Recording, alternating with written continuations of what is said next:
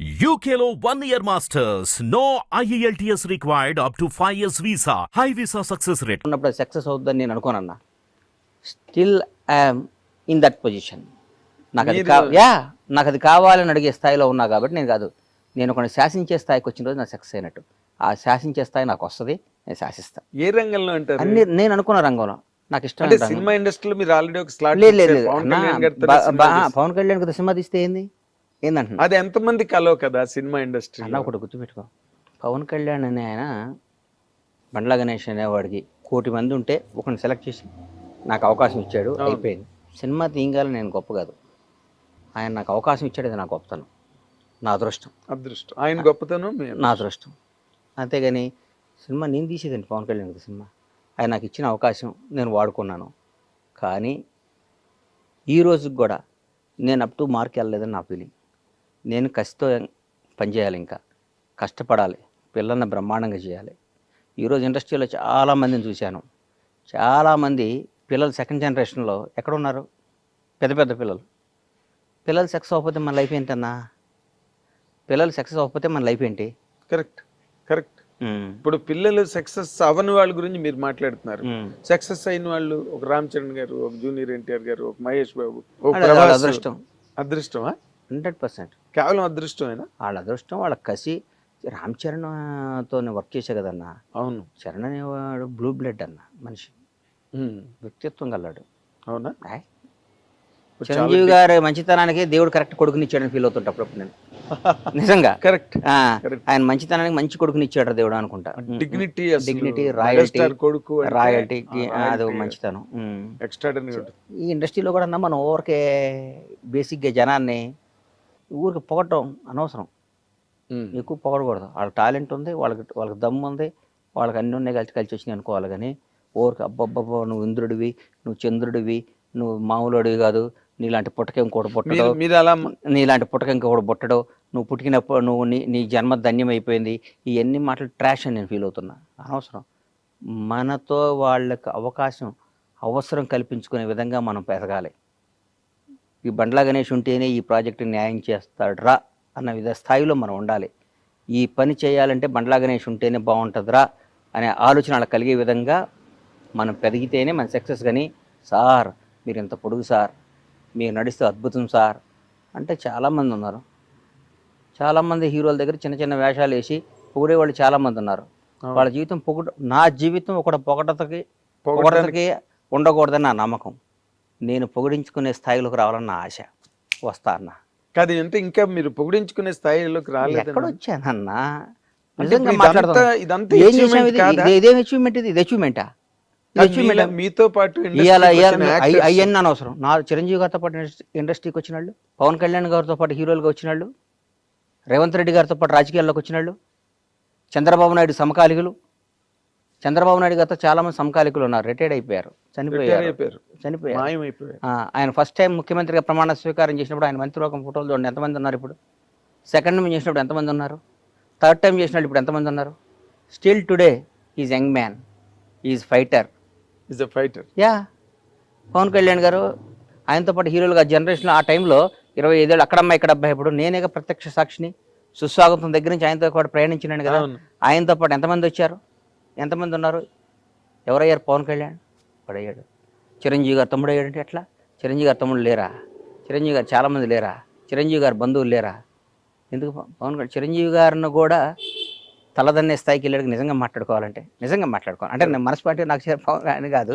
ఆ స్టేజెస్ లో కూడా చిరంజీవి గారు కూడా ఆశ్చర్యపోయిన సందర్భాలు ఉన్నాయిగా. పవర్ స్టార్ అని అరుస్తుంటే చిరంజీవి గారు గ్యాప్ ఇచ్చి మాట్లాడకుండా నేను కూడా అంటే పవన్ కళ్యాణ్ గారి మీద కూడా నేను నా జీవితంలో ఈడు అద్భుతం, ఆహాహా అని పొగడకూడదు అనే డెసిషన్ తీసుకున్నాను నేను. ఎందుకు పొగడాలన్న మనం పొగిడించుకునే స్థాయికి రావడానికి ప్రయత్నం చేయాలి. అంటే మీరు ఒకరిని ఆ విధంగా చాలా అలంకారప్రాయంగా మీరు పొగిడిన సందర్భం ఒక్కసారి నేను చూశాను. అది పవన్ కళ్యాణ్ గారిని పొగడపోతే నాది బతుకు కదన్న. పొగడపోవటం అంటే ఆయన మీద నా కృతజ్ఞతను ఎల్లబొట్టకపోతే నేను బండ్లా నాగేశ్వరరావు బండ్లా సీతకు పుట్టానన్న జీవిత సత్యం ఎంత నిజమో, మా తల్లిదండ్రుల పేరు ఎంత నిజమో, పవన్ కళ్యాణ్ అనేవాడు కృతజ్ఞతగా ఉండటం అంత నిజం. అది అది జనం అనుకోవచ్చు, పవన్ కళ్యాణ్ పొగుడుతున్నాడు రా, అది నేను అవసరం లేదు. నా జీవితం నువ్వు ఎప్పుడైనా చెక్ చేసుకో అన్న. నేను ఎవరైనా సింహభాగాన ఉన్నప్పుడు వాడితో గొడవ పడుతుంటా. రాష్ట్రాన్ని శాసిస్తున్నారు, కనుసైగితో శాసిస్తున్న టీఆర్ఎస్ ప్రభుత్వం మీద ఎదిరినాడు నేను. అవును, భయం పొగడలేదు ఎప్పుడు, నెవర్. నా ప్రాణం పోవటానికే నేను సిద్ధపడతా, నేను పొగను. నేను కాంగ్రెస్ దాదాపు మీరు 2004 2003 బొత్సన్న 2004 అప్పుడు. అంతకుముందు నేను 2000 నుంచి నేను వాళ్ళతో సన్నిహితంగా ఉన్నా. 2000 నుంచి నన్ను చూశారు మీరు. అవును, నేను ఏ రోజైనా పార్టీ మారానా? ఏం లేదు. 2009లో చిరంజీవి గారు పార్టీ పెట్టినప్పుడు కూడా చిరంజీవి గారు అంటే ఇష్టం, నేను పార్టీ మారానా? మారలేదు. ప్రజారాజ్యంలోకి వచ్చానా? డిస్కషన్ కూడా జరిగింది. నేనేమన్నా నేను రానన్నా, నేను కాంగ్రెస్లోనే ఉంటానని చెప్పాను. నాకు ఇష్టం కాంగ్రెస్ అంటే. ఈ రోజు కూడా చెప్తున్నా, పవన్ కళ్యాణ్ అని ఆయన పార్టీ పెట్టి వాస్తవం చెప్తున్నా, పవన్ కళ్యాణ్ గారు నాకు ఇక అంతకంటే అల్టిమేట్ ఎవరు లేడు. ఆయన జనసేన పార్టీ పెట్టినప్పుడు నాకేమాత్రం మనస్సాక్షికి నేను క్వశ్చన్ చేసుకుంటే నేను ఎవరి దగ్గర పనిచేయాలన్నా, ఎవరితో తిరగాలి? నిజం చెప్పు. పవన్ కళ్యాణ్ గారితో కదా, అన్డౌటెడ్ కదా, దాంట్లో డౌట్ ఇంకేమైనా ఉందా? డౌట్ తేడా ఉందా? ఏం లేదు. నేను ఎందుకు వెళ్ళలేదంటే నా మనస్సాక్షిని, నా ఇష్టాన్ని, నా ప్రేమని, కాంగ్రెస్ పార్టీ మీద నా అభిమానం డామినేట్ చేసి ఆయన బాగుండాలి, ఆయన అక్కడ కింగ్ అవ్వాలి, కానీ నేను కాంగ్రెస్ పార్టీలో ఉండాలి. దానికి తెలుసు. దానివల్ల నేను అక్కడ పోతే నన్ను అందల మీద పెట్టేవాడు ఆయన. 100% అందలం మీద పెట్టేవాడు, అందలం మీద పెట్టుకునేవాడు. అవును, రారా అనేవాడు, కూర్చోబెట్టుకునేవాడు. నాకు వేరుగా ఉండేది. నాకు అవన్నీ త్యాగం చేశాను నేను బికాజ్ ఆఫ్ కాంగ్రెస్ పార్టీ. అట్లాగే చంద్రబాబు నాయుడు గారు అరెస్ట్ చేశారు. తెలుగు జాతి మొత్తం ఉలిక్కి పడిపోయింది పాపం. ఆయనతో లబ్ధి పొందారు జనం అందరూ. చంద్రబాబు గారు పాపం ఆయన 14 ఏళ్ళు ముఖ్యమంత్రిగా ఉన్నప్పుడు ఆయన్ని పొగిడారు, అది చేశారు, ఇది చేశారు. అసలు ఆయన అద్భుతం అన్నారు, ఇదన్నారు. ఆయన జైల్లో చేస్తే వాళ్ళందరూ నమ్మే భగవంతుడి మీద, వాళ్ళకి జన్మనిచ్చిన తల్లిదండ్రుల సాక్షిగా, వాళ్ళ బిడ్డల సాక్షి చెప్పమను, ఎంతమంది బయటకు వచ్చి ఆయనకు మద్దతుగా నిలిచారు? ఎవరు లేరు. ఒక్కళ్ళు చెప్పండి. ఏదో మొసలి కన్నీళ్ళు, లేకపోతే దొంగతనంగా, అది కూడా నోరు తెరిచి ధైర్యంగా ఎవరు మాట్లాడారు? పవన్ కళ్యాణ్. తర్వాత నేను మాట్లాడాను. ఎస్, కేబీఆర్ పార్క్లో బయటకు వచ్చా, నాకు తెలియదు, వాక్ చేసుకుంటూ బయటకు వచ్చా. ఎవరో పాపం పిల్లలు వచ్చారు, వచ్చి కళ్యాణ్ బాబు పవన్ సేవ్ డెమోక్రసీ అది ఇదని పెట్టారు. అప్పుడే మెట్రో రైల్లో చేస్తుంటే అంతకు ముందు రోజు టీఆర్ఎస్ పార్టీ వాళ్ళు ఎవరో ఇక్కడ చేయడానికి వీల్లేదు, కేటీఆర్ గారే మర్చిపోయా, వెళ్ళి మీ ఊళ్ళల్లో చేసుకోండి, ధర్నాలు మీ ఊర్లలో చేసుకోండి అని వ్యంగ్యంగా మాట్లాడారు. చంద్రబాబు నాయుడు గారిని అరెస్ట్ చేసి నా కడుపు రగిలిపోయింది. అంటే అధికారం ఇట్లా మాట్లాడిస్తుందా? అధికారం, ప్రజాస్వామ్యం, పెద్ద పెద్ద రాజ్యాలే సామ్రాజ్యాలే వెళ్ళిపోయినరా? ఏంది ఇది? జనం ఓటేస్తే గెలిచిన ఇళ్ళు, జనం గెలిపించిన ఇళ్ళు, మేమే రాజులో ఉన్న ఫీలింగ్ ఇస్తారని బయటకు వచ్చి మన ఊళ్ళల్లో వెళ్ళి చేయండి, ధర్నాలో పనిచేయండి. బాంచేత నేను చెప్తున్నా, చంద్రబాబు నాయుడు అని ఆయన మళ్ళీ ముఖ్యమంత్రి అవుతాడు, దేశాన్ని శాసిస్తాడు, రాష్ట్రాన్ని వెళ్తాడని చెప్పా. కేబీఆర్ పార్క్ దగ్గర బయటకు వస్తాడు, చంద్రబాబు నాయుడు బయటకు వస్తాడు, ఈ రాష్ట్రాన్ని వెళ్తాడు, దేశాన్ని శాసిస్తాడని చెప్పాను నా నోటితో. 2 అయ్యేసరి గుర్తుపెట్టుకొని జరుగుతున్నాయి. అది కరెక్ట్. తర్వాత నేను చంద్రబాబు గారిని కలవలా, కలవలేదు. నాకేం పని అన్న? సందర్భం వచ్చినా కూడా నేను కలవను, నాకేం పని?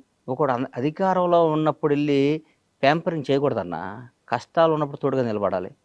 మొన్న ఒక మధ్య ఒక ఆయన షాద్నగర్లో మా థియేటర్ కాడ ఇక్కడ కూర్చున్నా, అన్న టీఆర్ఎస్ వాళ్ళని బాగా తిట్టన్నా అన్నాడు. నేను తిట్టను అన్నా. ఎందుకు తిట్టాలను? దానివల్ల నాకు బెనిఫిట్ ఏంటి? ఎందుకు తిట్టాలి? నా మనసుకు నచ్చాలి కదా. ఒకటి గుర్తుపెట్టుకోరా సీను, మనిషి కష్టాల్లో ఉన్నప్పుడు, డిప్లో ఉన్నప్పుడు వాడిని పొడవకూడదు. వీలైతే వాడు చెయ్యి, నచ్చిపోయాడు వాడు జోలికి వెళ్ళమాక. వాడు ఓడిపోయిన వాడిని, కష్టాల్లో ఉన్న వాళ్ళని నువ్వు ఎదవ్వి, నువ్వు దొంగవి, నువ్వు అది ఇది, వాడు పవర్ లేనప్పుడు పావులు తీసేసిన కూరలు తీసేసిన పావుని ఏ అంటే ఎట్లా? నల్లమ్మల అడవిలో ఒక కింకోపురం తీసుకొచ్చి దన్నాను.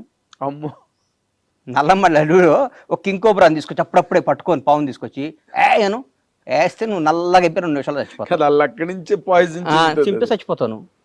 ఇప్పుడు అధికారంలో ఉన్నప్పుడు, పవర్ ఉన్నప్పుడు నీకు దమ్ముంటే ఎదురు తిరుగు. జగన్ గారు మీరు చేసిన తప్పు, చాలా తప్పని ఎదురు తిరిగా నేను.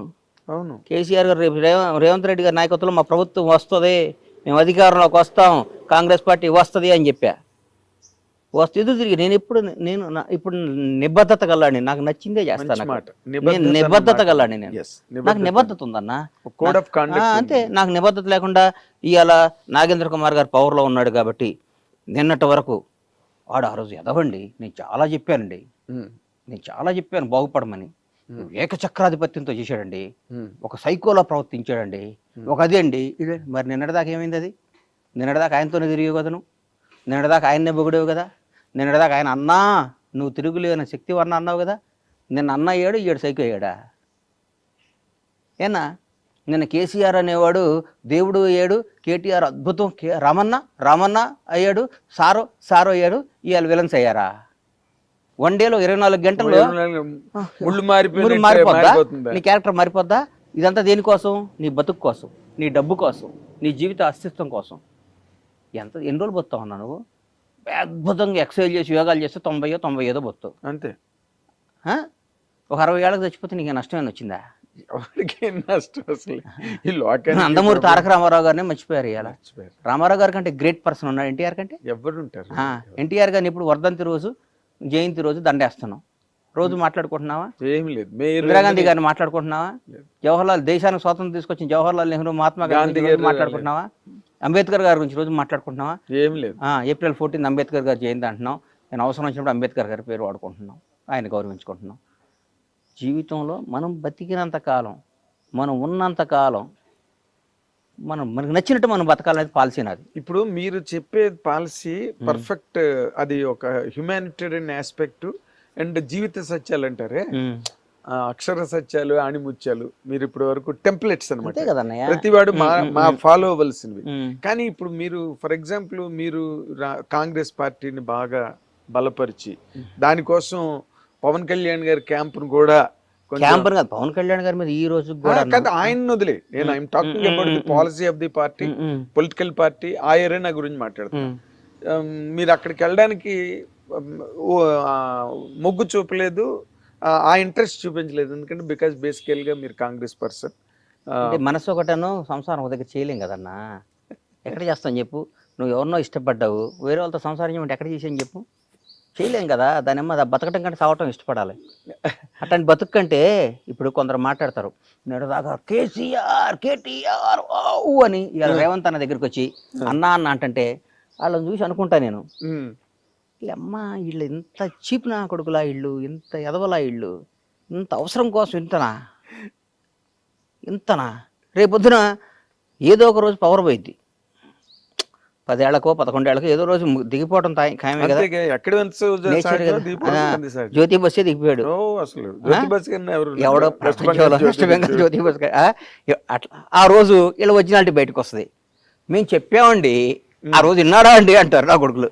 మేము మాత్రం ఎప్పుడు కాంగ్రెస్ పార్టీని, రేవంత్ రెడ్డి గారిని ఇష్టపడతాను. నేను ఒక్క మాట అడుగుతాను, 100 అడుగన్నా. ఇప్పుడు మీరు మాట్లాడేటప్పుడు అసలు మిమ్మల్ని ఎవరు కాంట్రడిక్ట్ చేయలేని రేంజ్ లో మాట్లాడతారు, దానికి సహేతుకమైన విశ్లేషణ కూడా ఇస్తారు.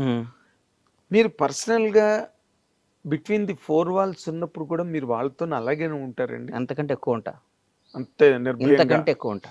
By God. అవునా? నేను ఈ మధ్య బాగోదు, నాకు ఇష్టమైన ఒక మంత్రి దగ్గర కూర్చొని అంటే, మీరు ఇట్లా చేస్తే మళ్ళీ ఇంకోసారి మనం అధికారంలోకి రామన్నా, మనం అధికారంలోకి రాం, మీరు అట్లా చేయమాకండి. ఇది కాంగ్రెస్ పార్టీలో కొన్ని కోట్ల మంది కార్యకర్తల ఆశ కాంగ్రెస్ పార్టీ అధికారంలోకి రావాలని.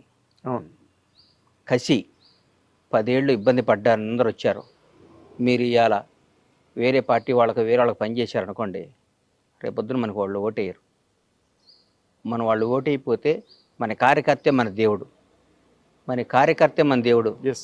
ఈ లక్షల మంది కార్యకర్తలు అందరూ కలిసి ఆర్తనాదం హరిచి గోల చేసి ఓటేస్తే మీకు ఈ పవర్ వచ్చింది, ఈ పదవి వచ్చింది, ఈ కారు వచ్చింది, ఈ స్టేటస్ వచ్చింది, ఈ విలువ వచ్చింది.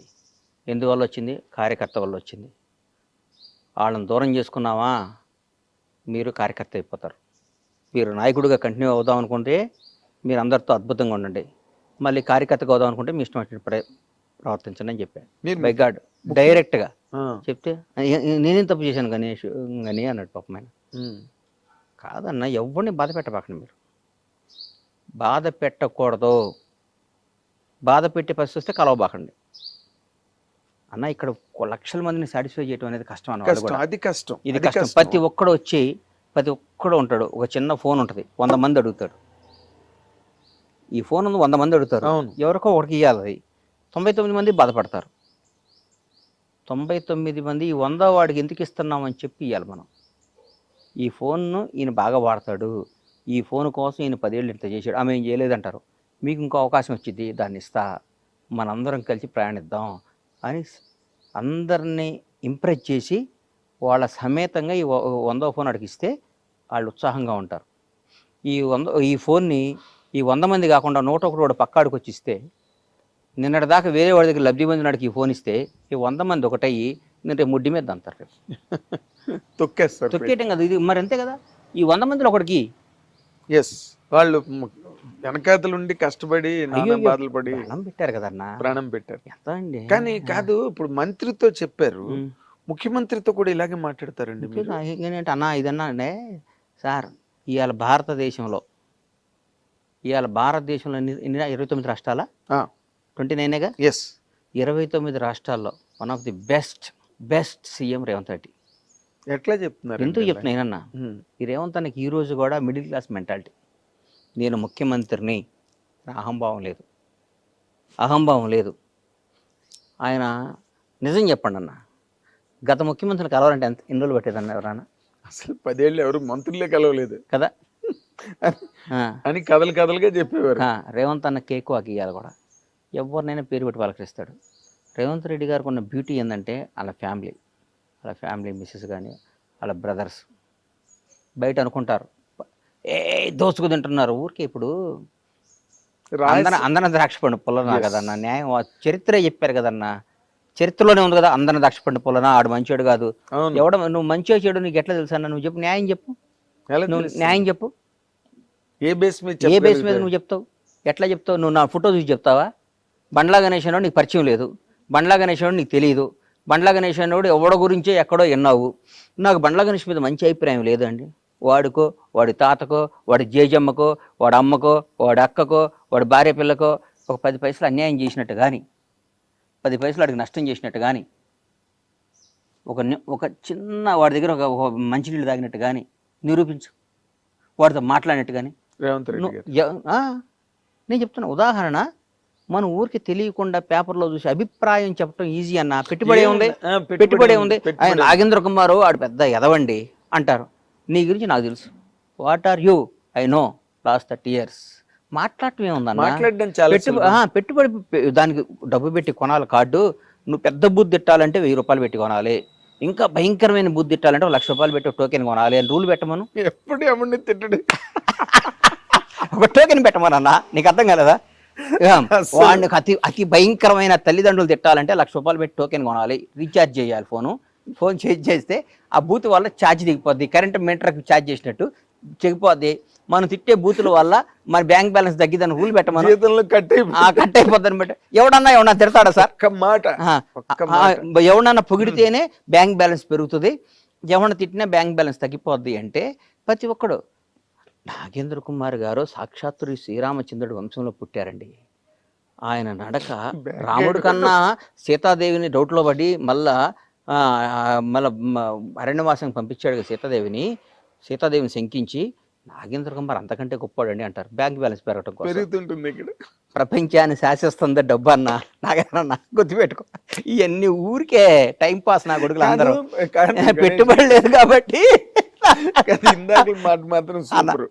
నువ్వు చిన్న బూత్ తిట్టాలంటే 10,000, పెద్ద బూత్ తిట్టాలంటే 1,00,000 రూపాయలు, అందరినీ కలిపి తిట్టాలంటే 10 లక్షలు ఛార్జ్ అని పెడితే అసలు ఈ బూతులే మర్చిపోతారు. బూతులు మర్చిపోవడం కాదు అసలు, అంతా మనది ఒక అద్భుతమైన దేశం.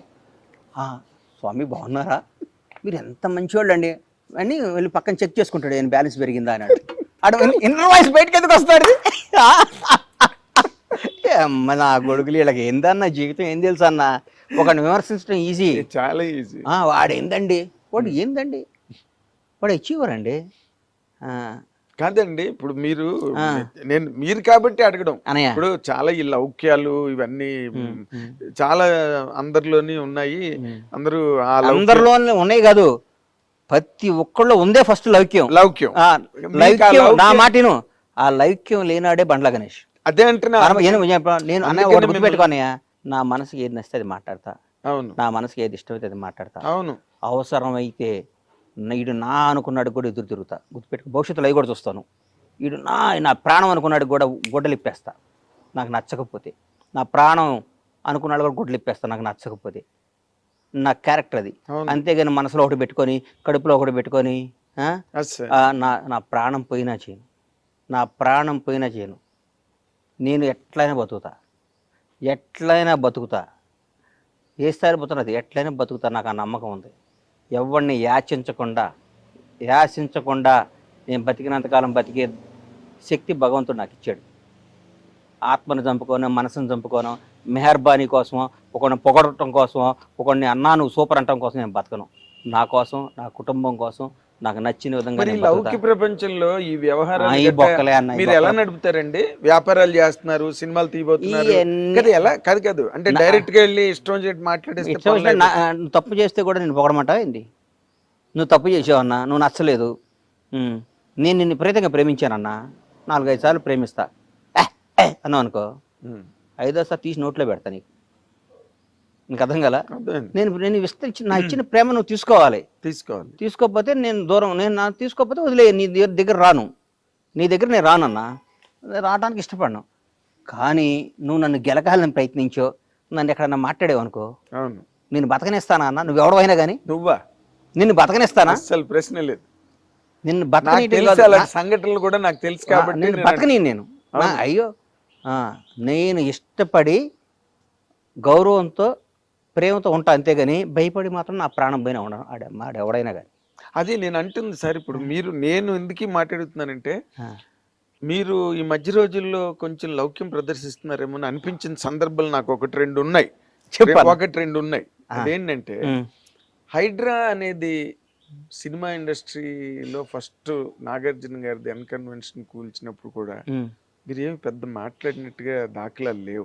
అన్న ఒకటి గుర్తుపెట్టుకున్నా, బేసిక్గా చెప్తున్నా, నేను కాంగ్రెస్ కార్యకర్తని. నేను ఈ 1 year ముందు కూడా గత 10 ఏళ్ళు ప్రతిపక్షంలో ఉన్నా. అవును. మా నాయకుడికి పట్టాలు ఇచ్చాం. ఆయన ముఖ్యమంత్రి, ఒక ముఖ్యమంత్రి పదవి ఊరకే రాలా. ఆయన జీవితాన్ని, ఆయన కుటుంబాన్ని, ఆయన జీవితాన్ని పణంగా పెట్టాడు. అవును, ప్రాణాలని పణంగా పెట్టాడు. 100% రేవంత్ రెడ్డి అని ప్రాణంగా పణం పెట్టాడు. పొరపాటున చాలా మనసాక్షి ఒక మాట చెప్పాలి నీకు, పొరపాటున మేము రాలేదనుకో, ఫస్ట్ విక్టిమ్ రేవంత్ రెడ్డి గారే. 100%. ఆయన బ్రదర్స్ ఫ్యామిలీ.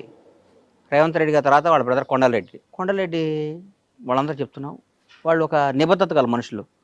నేను ఒక్కోసారి వాళ్ళ బ్రదర్ని అడిగా, కొండలన్న నువ్వు మంచి పదవి తీసుకోవాలి అన్న. నాకు వాళ్ళ కుటుంబంతో ఉన్న సన్నిహితం, నాకు అట్లా చనువు సన్నిహితం బాగా దగ్గర. నాకు అన్న, నేను బతికేది నా అన్న కోసం, నా భార్య నా కొడుకు కంటే నాకు నా అన్న ముఖ్యం, నా అన్న జీవితం ముఖ్యం. నా అన్నను ముఖ్యమంత్రిగా చూడటం నా జీవితంలో నాకు పెద్ద పదవి.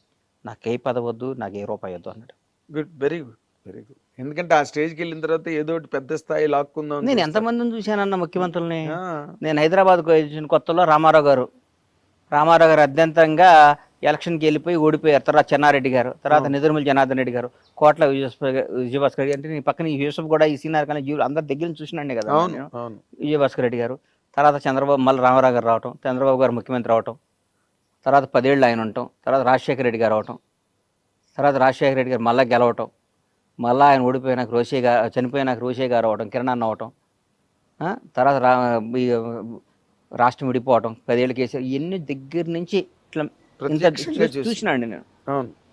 నాకు గత 10 ఏళ్ళు నేను టీఆర్ఎస్ వాళ్ళ దగ్గరికి వెళ్ళలేదు, కానీ అంతకుముందు ప్రతి మంత్రి దగ్గరకో ముఖ్యమంత్రి దగ్గరకో ఏదో విధంగా వెళ్తూ ఉండేవాడినే కదా నేను. నాకు తెలుసు కదా. వీళ్ళందరిలో Revanth Reddy family beautiful family అని నేను దగ్గర నుంచి నీకు చెప్తున్నా, నిజంగా చెప్తున్నా నేను.